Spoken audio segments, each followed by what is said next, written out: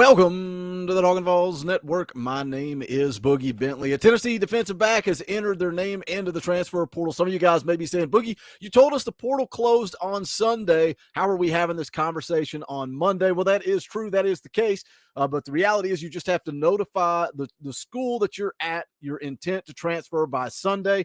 They have 48 hours to process the paperwork, and thus a Tennessee defensive back is into the transfer portal. You know, kind of surprising. I thought we would see a few more names pop up. Of course, defensive lineman Amari McNeil entered the portal last week.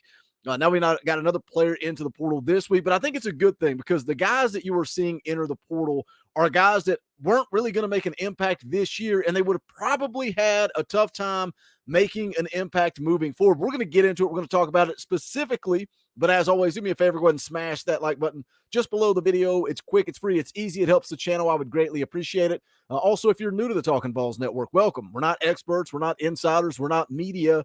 This is a community of like-minded Tennessee fans. Sometimes we disagree, sometimes we argue, but I think we have the heartbeat of the Tennessee fan base right here on the Talkin VAWLS Network. For the fans, by the fans. If you like what we do, make sure you subscribe, click that bell for notifications. You're not going to miss out when we go live or when we drop a video. I'll be live tonight, 6:30 p.m. Eastern time, playing NCAA football and talking all things Tennessee football. Make sure you come hang out. And then Wednesday night, we are doing a live film breakdown, myself and Coach Jay.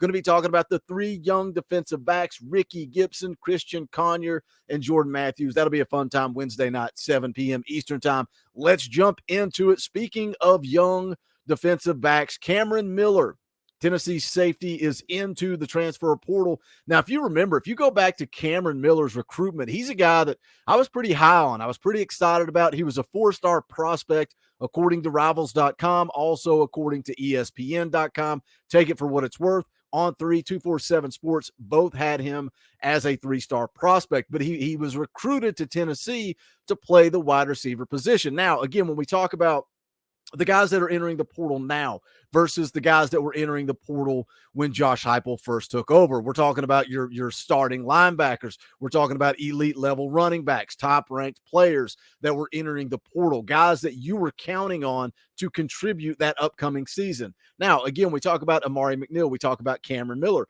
those guys that probably weren't really going to contribute this season, and they may have had a tough time contributing moving forward. But again, out of high school, Cameron Miller, a lot of buzz, a lot of excitement about playing that wide receiver position. But we've seen what Josh Heupel has done. We've seen guys like VAWLS Jones come in, Javonte Payton. We've seen guys like Jalen Hyatt emerge, Cedric Tillman emerge. But Josh Heupel, Dante Thornton, Josh Heupel's going into the portal, and he's getting guys that he likes. He's getting his guys. And I think Cameron Miller just was never going to get an opportunity to play wide receiver at Tennessee. And I think that's a big question moving forward as we continue to stack recruiting classes and add more elite level talent, which again, that's a good problem to have.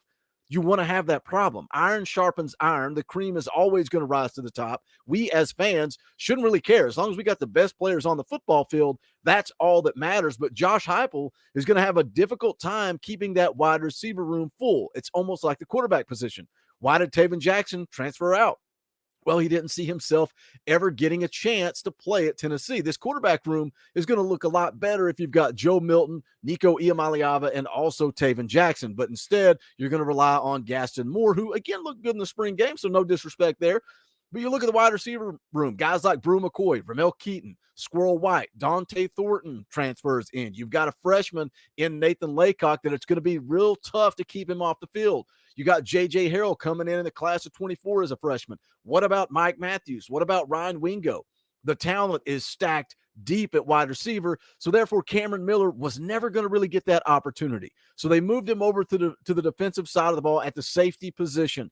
And I don't know that Cameron Miller ever really wanted to move over and play defense. And I think that's probably part of his decision to enter the transfer portal. And again, I think this is the exact scenario, the exact situation of what that portal is for. And I wish Cameron Miller the best wherever he ends up, as long as it's not an SEC school.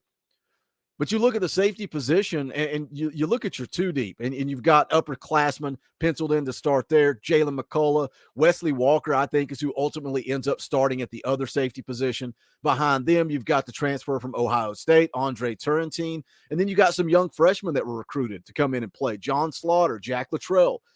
Tennessee just recently moved Christian Charles back to safety after playing corner. We'll see how that decision plays out. But Cameron Miller, unfortunate circumstances, got buried on in the depth chart on offense, moves over, tries to help his football team at the safety position, once again finds himself buried on the depth chart. So again, Cameron Miller elects to enter the transfer portal. Completely support that decision. Best of luck to Cameron Miller moving forward. What do you guys think? Any thoughts? Anybody else going to enter the portal? Because again, as I said at the top of the video, they just had to notify the school, the university, that they were going to be transferring, and now the school has 48 hours to process that paperwork. So we could still see a name or two trickle in later today or possibly tomorrow. We shall see.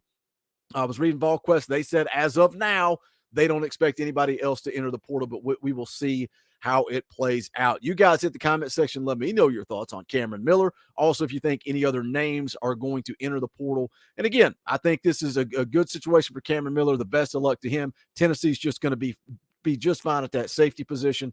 As always, make sure you guys do smash the thumbs up on the way out the door. Go check out the merch. You know where, bonfire.com/store/Talkin Balls. Any and all sport, greatly appreciated. Love to see you guys repping the Talkin Balls merch. Would love to see you tag me up on Twitter at Boogie Bentley, repping that Talkin Balls merch. Also, just give me a follow at Boogie Bentley. I spent all day yelling at T-Mobile for their horrible customer service, but that's another story for another day. If you guys want to support the channel, what we do around here, hit the join button down below. Just $1 a month. You can support what we're trying to build around here. This community of Tennessee fans. I think it's better than anything else you're going to find out there on YouTube. I think we are truly building. The heartbeat is right here on the Talkin Balls Network. But that's going to do it for this one. My name is Boogie Bentley. Go Big Orange.